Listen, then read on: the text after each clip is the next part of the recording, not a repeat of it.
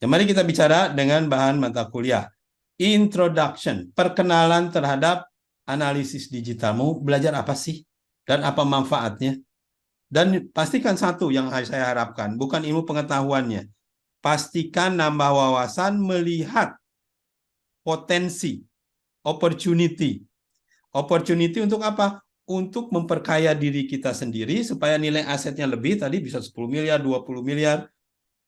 Kalau bisa sampai ratusan miliar. Hidup Anda itu berharga sekali ya. Tuhan ngasih ke Anda itu ratusan miliar. Hilang mata satu aja berapa puluh miliar itu.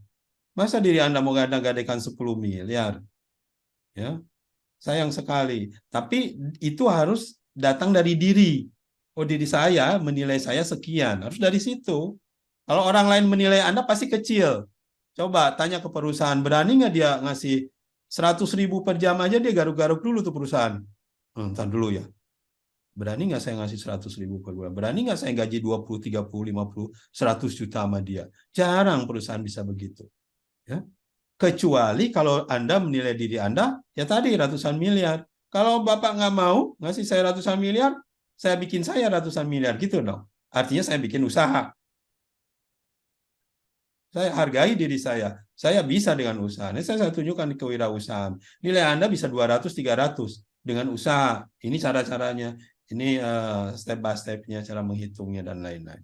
Tapi itu ujung-ujungnya kan tergantung dari Anda. Bukan tergantung dari orang lain.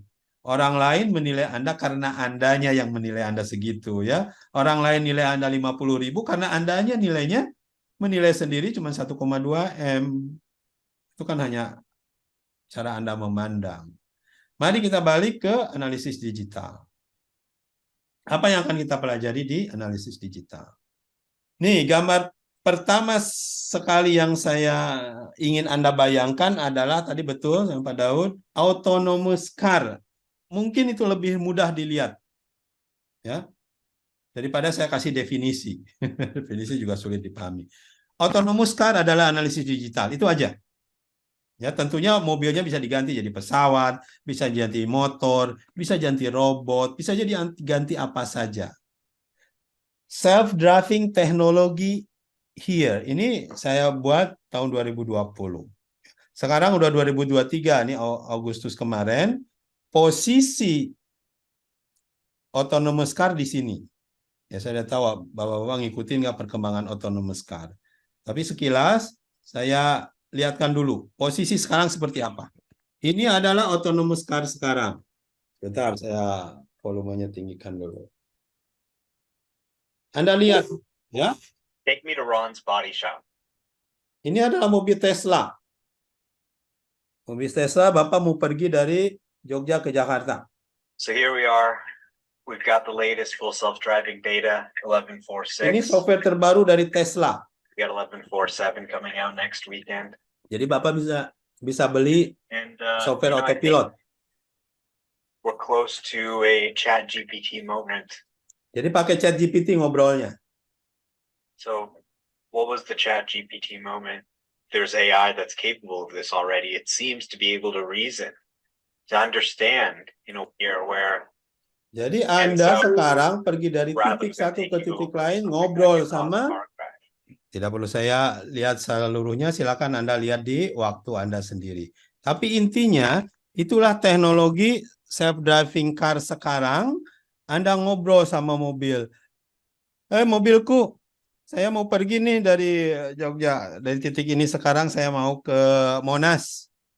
Cariin dong jalan yang paling baik. Cariin jalan yang scenerinya, pemandangannya indah. Udah, Anda jalan sendiri. Nanti kalau ada apa-apa ngobrol sama saya ya. Kita diskusi di jalan.